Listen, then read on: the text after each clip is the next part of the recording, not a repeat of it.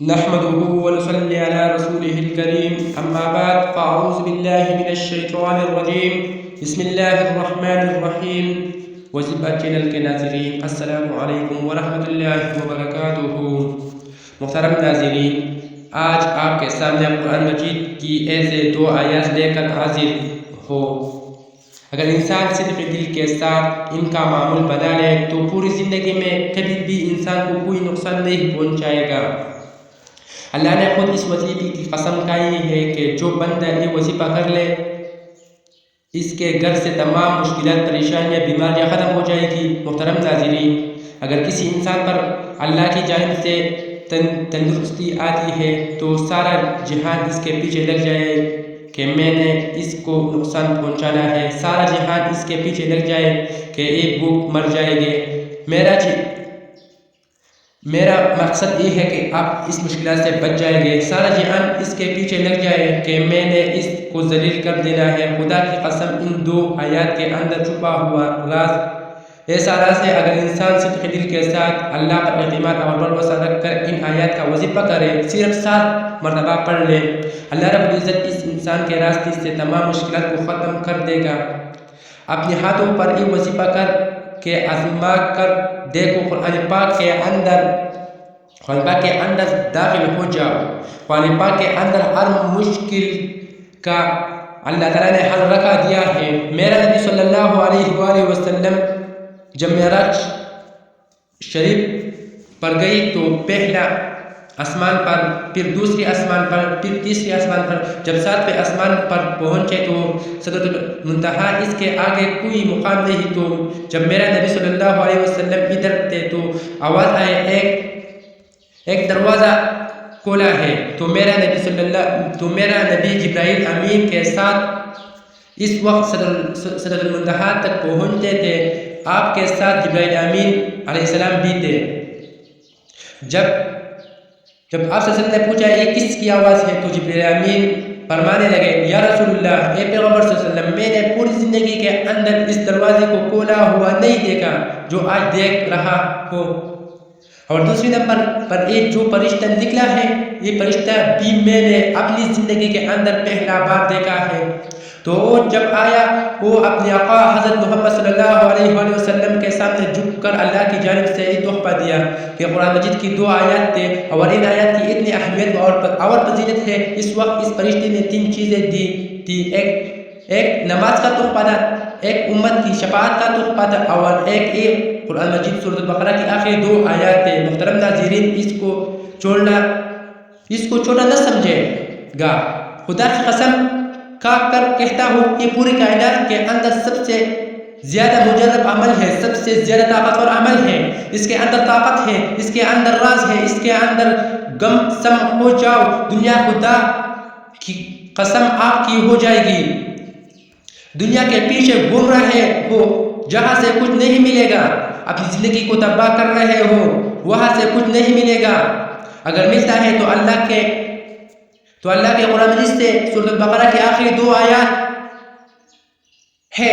اور ایک دفعہ میرے ساتھ پڑھو، بسم اللہ الرحمن الرحیم، آمن الرسول بما انزل الیہ من ربہ والمؤمنون كل آمن بالله وملائكته وكتبه ورسوله لا نفرق بين أحد من رسوله وقالوا سمعنا وأطعنا غفرانك ربنا وإليك المصير لا يكلف الله نفسا إلا وسعها لها ما كسبت وعليها ما اكتسبت ربنا لا تؤاخذنا إن نسينا وأخطأنا ربنا ولا تحمل علينا إصرا كما حملته على الذين من قبلنا ربنا ولا تحملنا ما لا طاقة لنا به واعف عنا واغفر لنا وارحمنا أنت مولانا فانصرنا على القوم الكافرين۔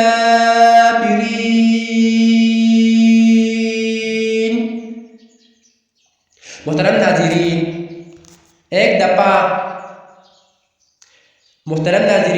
روایت کے مطابق قرآن مجید میں اس سورۃ البقرہ کی آخری 2 آیات ہیں، ان کے اندر سب سے زیادہ طاقت ہے، وہ بہت طاقتور اور مجرب آیاتیں ہیں۔ قرآن پاک کی آیات مبارکہ کو آپ نے 7 مرتبہ پڑھنا ہے۔ یہ 2 آیات مبارکہ 7 بار پڑھو۔